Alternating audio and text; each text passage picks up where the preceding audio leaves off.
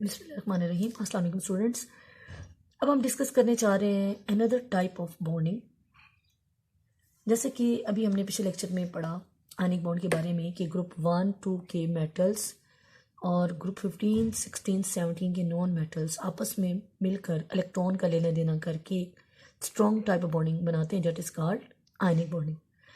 लेकिन बाज़ दफ़ा कुछ ऐसे भी एलिमेंट्स हैं लाइक हाइड्रोजन है और ये ग्रुप 13 से लेके 15, 16, 17 एलिमेंट्स हैं, ये ना तो इलेक्ट्रॉन देने पे राज़ी हैं और ना ही इलेक्ट्रॉन लेने पे राज़ी हैं। तो क्या इस तरह से वो स्टेबिलिटी हासिल नहीं कर सकते? डेफिनेटली वो हासिल कर सकते हैं। इस तरह की कंडीशंस में जब एटम्स ना तो इलेक्ट्रॉन्स दें और ना ही इलेक्ट्रॉन्स लेते हैं, बल्कि म्यूचुअल शेयरिंग कर लेते हैं आपस में इलेक्ट्रॉन्स की, एक न्यू टाइप ऑफ बॉन्ड हमारे सामने आता है, that is called covalent bond. ठीक, इसकी बेस्ट एग्जांपल है जो हमने पहले भी डिस्कस की है, वो है हाइड्रोजन। ये देखिए हाइड्रोजन एटॉमिक नंबर 1। ठीक है, इट मीन्स इसके पास एक इलेक्ट्रॉन है। इस हाइड्रोजन के पास एक ही इलेक्ट्रॉन है और ये स्टेबल होना चाहती है, लेकिन ये अपना एक इलेक्ट्रॉन ये ना तो ये देना चाहती है और ना ही इसको कोई और इलेक्ट्रॉन दे रहा है। इस तरह से इसकी मुलाकात एक और हाइड्रोजन से होती है, अपनी सिस्टर से, जिसके पास भी एक इलेक्ट्रॉन है। अब ये क्या करेंगे, ये आपस में जुड़ जाएंगी और म्यूचुअल शेयरिंग कर लेंगी। इस तरह से एक न्यू बॉन्ड बनेगा, that is called covalent bond. और कोवेलेंट बॉन्ड को आमतौर पे हम एक सिंगल लाइन से जाहिर करते हैं और एक लाइन एक्चुअली दो इलेक्ट्रॉन्स को, यानी एक इलेक्ट्रॉन पेयर को रिप्रेजेंट कर रही होती है और इस तरह से हमारे पास स्टेबल हाइड्रोजन गैस बन जाएगी। तो this type of bonding which is form by the mutual sharing of electrons between the bonded atoms is called covalent bond. ठीक है, आमतौर पर इसमें ग्रुप नंबर 13, 14, 15, 16 एंड 17 इन्वॉल्व है। यानी ग्रुप हम यूँ कह सकते हैं फ्रॉम ग्रुप नंबर 13 to 17। ठीक, तो ग्रुप नंबर 13 to 17 जो हमारे एलिमेंट्स हैं वो आपस में कोवेलेंट बॉन्ड करके कंबाइन करते हैं। जब ये एटम्स ज़ाहिर सी बात है सिमिलर हैं या डिसिमिलर एक दूसरे के करीब आती हैं, तो टू टाइप ऑफ फोर्सेस इनकी हमारे सामने होंगी। लेट्स सपोज ये एटम है और ये दूसरा एटम है। ठीक है, ये न्यूक्लियस है और ये उनका बाहर जो है वो इलेक्ट्रॉन है। लेट्स सपोज ये शेयर कर रहे हैं, हाइड्रोजन की एग्जांपल समझ ले। न्यूक्लियस के ऊपर पॉजिटिव चार्ज होता है, इलेक्ट्रोपॉजिटिव होता है, और इलेक्ट्रॉन पे आपको पता है कि नेगेटिव चार्ज होता है। ठीक, व्हेन बोथ ऑफ दीज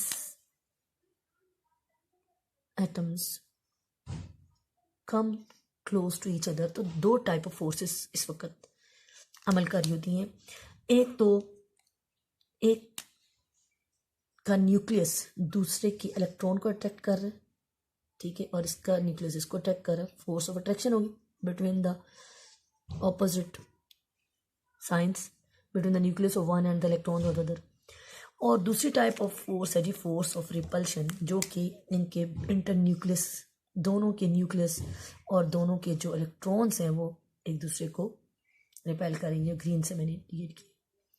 अब यहाँ पर दो चांसेस हैं। ज़रूरी नहीं कि हर दफ़ा जब दो एटम्स इस तरह से शेयर करने के लिए एक दूसरे के करीब आएँ और उनके दरमियान बॉन्ड बन भी जाए और वो कंबाइन कर जाएं, अगर तो इनकी अट्रैक्टिव फोर्सेस ज़्यादा हैं, यानी अट्रैक्टिव फोर्सेस इनमें ज़्यादा हैं जो कि मैंने ब्लू से बनाई है, तो ये एटम्स कंबाइन कर जाएंगे और मिलकर एक मॉलिक्यूल बना देंगे like this is hydrogen molecule. ठीक है, और एक स्टेबल फॉर्म हाइड्रोजन मॉलिक्यूल की बन जाएगी। लेकिन अगर इनकी जो रिपल्सिव फोर्सेस हैं वो डोमिनेंट हैं, तो ये कोलिजन के बाद मज़ीद एक दूसरे से, यहाँ से मज़ीद एक दूसरे से दूर हो जाएंगे और इस तरह से उनके दरमियान बॉन्ड नहीं बनेगा। अगर उनकी रिपल्सिव फोर्सेस डोमिनेंट हुई तो बॉन्ड नहीं बनेगा। और अगर उनके अट्रैक्टिव फोर्सेस डोमिनेंट होगी तो बॉन्ड बन जाएगा, ठीक है, लाइक दिस। तो अगर उनकी बॉन्ड जो है बन गया इट मीन्स कि वो स्टेबल हो गया, और अगर नहीं बना तो इट मीन्स कि वो अनस्टेबल है और वो और एक दूसरे से दूर होगी, ठीक। अब कोवेलेंट बॉन्ड्स की मेनली 3 टाइप्स हैं जो हम डिस्कस करने जा रहे हैं। Number 1 single covalent bond,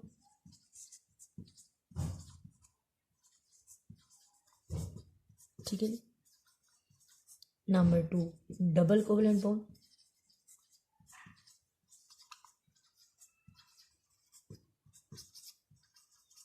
and number 3 triple covalent bond.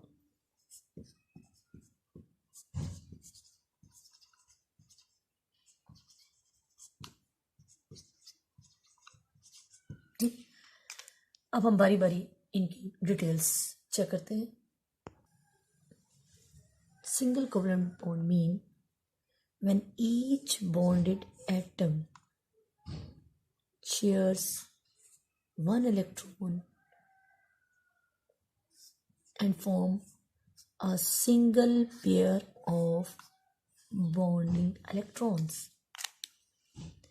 यानी सिंगल बॉन्ड कोवेलेंट बॉन्ड हमारा तब बनता है जब एक मॉलिक्यूल में हर जो बॉन्डेड एटम है वो एक ही इलेक्ट्रॉन शेयर करता है, और इस तरह से एक हमारे पास बॉन्ड पेयर बनता है जिसको हम सिंगल लाइन से जाहिर करते हैं। तो this is called single covalent bond, ठीक है। Each of the bonded atom will contribute only 1 electron.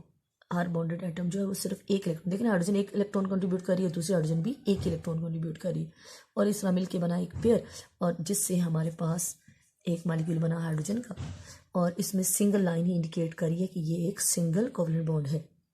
आमतौर पे हम सिंगल कोवेलेंट बॉन्ड को सिंगल लाइन से रिप्रेजेंट करते हैं। फॉर एग्जांपल, अब थोड़ी सी और एग्जांपल इसकी डिस्कस करते हैं। लेट्स सपोज क्लोरीन को ले लें। क्लोरीन के आउटर मोस्ट शेल में 7 इलेक्ट्रॉन्स होते हैं, क्योंकि 17 इसका जो है वो एटॉमिक नंबर है, ठीक है। ये इसका अनपेयर इलेक्ट्रॉन हुआ। एक और क्लोरीन ले लेते हैं, इसके आउटरमोस्ट शेल में भी 7 इलेक्ट्रॉन्स हैं, और ये इसका अनपेयर इलेक्ट्रॉन है। दोनों क्लोरीन आपस में इनकी शेयरिंग करेंगे, ठीक है, और इस तरह से क्लोरीन में एक सिंगल कोवेलेंट बॉन्ड बन जाएगा जो कि क्लोरीन को स्टेबल गैस बनाएगा। This is the single covalent bond, ठीक। इसी तरह से let's have another example. Sometime hydrogen अपना बॉन्ड क्लोरीन के साथ शेयर कर लेती है। अब एक एक इलेक्ट्रॉन दोनों शेयर कर रहे हैं, तो इसलिए यहाँ पर भी क्या बनेगा, सिंगल कोवेलेंट बॉन्ड, और हमारे पास एक कोवेलेंट मॉलिक्यूल बन गया HCl, ठीक। तो स्टूडेंट्स, सिंगल कोवेलेंट बॉन्ड में हर जो हमारा कंट्रीब्यूटिंग एटम है, हर एटम एक ही इलेक्ट्रॉन कंट्रीब्यूट करता है, और इस तरह से उनके दरमियान एक ही सिंगल लाइन बनती है जो उनको जोड़ती है। इसको हम कहते हैं सिंगल कोवेलेंट बॉन्ड। हम बात करते हैं next. Now double covalent bond, when each of the bonded atom will contribute 2 electrons, then there will be 2 pair of bond. That is why this is called double covalent bond. Double covalent bond is represented by double line between the bonded atoms. इस तरह से 2 लाइनों से जाहिर करते हैं। Let's suppose have an example of oxygen molecule. Oxygen atomic number 8. Electronic configuration check करें, 1s2, 2s2, 2p4, ठीक है। अब जब एक ऑक्सीजन, ठीक है, ये इसके पास 2 इलेक्ट्रॉन्स हैं, एक दूसरी ऑक्सीजन के साथ जो वो भी अपने 2 इलेक्ट्रॉन्स इनके साथ शेयर करेगी, शेयर करती है, तो हमारे पास इस तरह से 2 बॉन्ड पेयर मिल जाते हैं शेयर करके। तो इस तरह से इनके दरमियान डबल कोवेलेंट बॉन्ड बन जाता है, क्योंकि each bonded atom has contributed 2 electrons. Oxygen ने भी 2 इलेक्ट्रॉन कंट्रीब्यूट किए और इसने भी 2 इलेक्ट्रॉन कंट्रीब्यूट किए, जिससे हमारे पास 2 बॉन्ड पेयर्स बने। और एक बॉन्ड पेयर को सिंगल लाइन से जाहिर करते हैं तो जाहिर सी बात है 2 बॉन्ड पेयर को हम डबल लाइन से जाहिर करेंगे। इस तरह से हमारे पास एक स्टेबल ऑक्सीजन का मॉलिक्यूल बन गया जिसमें डबल कोवलेंट बॉन्ड प्रेजेंट है। अब इसकी एक और एग्जांपल लेते हैं। लेट्स सपोज हमारे पास है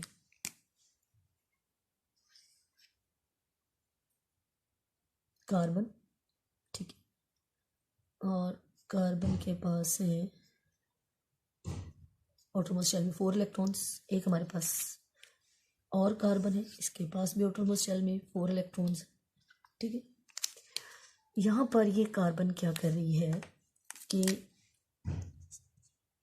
एक उसने इलेक्ट्रॉन तो हाइड्रोजन के साथ शेयर किया, ये देखिए सिंगल बॉन्ड, ठीक है, ये हाइड्रोजन के साथ शेयर कर लिया उसने ये, तो इसमें 1 2 3 4 सिंगल बॉन्ड होगी, और 2 उन्होंने आपस में शेयर कर लिए, this one and this one, ठीक। इस तरह से हमारे पास जो मॉलिक्यूल बना उसकी स्ट्रक्चर कुछ यूँ होगी। कार्बन के साथ 2 सिंगल बॉन्ड हाइड्रोजन के साथ बनाए हुए, ठीक है, दूसरी कार्बन ने भी, और 2 यानी कि डबल बॉन्ड आपस में बनाया हुआ है, और हाइड्रोजन के साथ इस तरह से सिंगल बॉन्ड बनाया हुआ है। तो this will be the double covalent bond, ठीक है। और ये क्या है हमारे पास, यस दिस 1 2 3 4 ये हमारे पास सिंगल कोवलेंट बॉन्ड्स है, सिंगल कोवलेंट बॉन्ड, ठीक है जी। अब तो आपको दोनों क्लियर हो गए होंगे क्योंकि सिंगल भी हम ऑलरेडी पढ़ चुके हैं। तो जब बॉन्डेड एटम आपस में 2 इलेक्ट्रॉन शेयर करते हैं, each of the bonded atom share 2 electrons, तो फिर डबल कोवलेंट बॉन्ड बनता है दोनों के दरमियान। और अगर उन्होंने एक इलेक्ट्रॉन शेयर किया तो ये देखिए ये सिंगल कोवलेंट बॉन्ड बनेगा। तो 1 2 3 4 हाइड्रोजन के साथ उन्होंने सिंगल कोवलेंट बॉन्ड बनाए कार्बन ने, और आपस में कार्बन ने एक डबल बॉन्ड बनाया हुआ है, ठीक है जी। अब हम बात करते हैं next, triple covalent bond is formed when each bonded atom contributes 3 electrons, and here it will form 3 bond pair, so it is represented by 3 lines। और कैसे बनता है, जैसे देखिए nitrogen atomic number 7, electronic configuration 1s2 2s2 2p3, ठीक है। अब nitrogen के आउटरमोस्ट शेल में देखिए 5 इलेक्ट्रॉन्स हैं। एक और नाइट्रोजन हमने ली, उसके भी आउटरमोस्ट शेल में 5 इलेक्ट्रॉन्स हैं, एक पेयर्ड और 3 अनपेयर्ड। जब ये आपस में 3 इलेक्ट्रॉन्स शेयर कर रही है, ये नाइट्रोजन भी इस नाइट्रोजन के साथ 3 इलेक्ट्रॉन शेयर कर रही है, तो इस तरह से 3 हमारे पास बॉन्ड पेयर बनेंगे, 1 pair, 2nd pair and 3rd pair. तो इस तरह नाइट्रोजन के दरमियान में ट्रिपल बॉन्ड क्रिएट होगा, नाइट्रोजन गैस स्टेबल फॉर्म में बन जाएगी। These 3 lines will show the triple covalent bond, and it is formed when each bonded atom contributes 3 electrons, and hence 3 bond pair will involve in this bond formation. This is called triple covalent bond, and it is represented by 3 lines between the atoms. ठीक, let's have another example like the carbon, जैसे हमने पहले discuss किया था। Carbon के outer most shell में 4 electrons है, ठीक है जी, और ये हमने ये दूसरी भी ले ली 4 इलेक्ट्रॉन्स, ठीक है। अब कार्बन क्या करेगी, अपना जो सिंगल है वो तो एक सिंगल इस तरफ उसने हाइड्रोजन से बॉन्ड कर लिया, ठीक है। ये जब हम 2 इलेक्ट्रॉन्स शेयरिंग शो करते हैं बिटवीन 2 एटम्स, तो हम एक को क्रॉस और एक को डॉट से जारी करते हैं, और ये कोई कंपल्जन नहीं है कि आपने किसको क्रॉस बनाना है किसको डॉट, बस एक पेयर में, एक इलेक्ट्रॉन पेयर में एक डॉट और एक क्रॉस होना चाहिए, ठीक है। तो इस तरह से जब हमारे पास जो स्ट्रक्चर बनेगी वो कुछ ऐसी है कि कार्बन ने आपस में 3 बॉन्ड बना के जुड़े, बॉन्ड किया, और साइडों पर उन्होंने हाइड्रोजन के साथ एक सिंगल बॉन्ड बना लिया, ठीक है। इस तरह से ये हमारा एक ट्रिपल बॉन्ड हुआ, क्योंकि ये 3 बॉन्ड पेयर से बना है, ठीक है। और ये हमारे दो जो साइड्स पर हैं, this one and this one will be single bond, ठीक है जी, सिंगल कोवलेंट बॉन्ड, क्योंकि ये इनके दरमियान में एक इलेक्ट्रॉन पेयर शेयर किया गया और इनके दरमियान हर एक ने तीन इलेक्ट्रॉन्स शेयर किए हैं, इसमें से 3 हमारे पास बॉन्ड पेयर्स बन गए। तो students, that was all about triple covalent bond.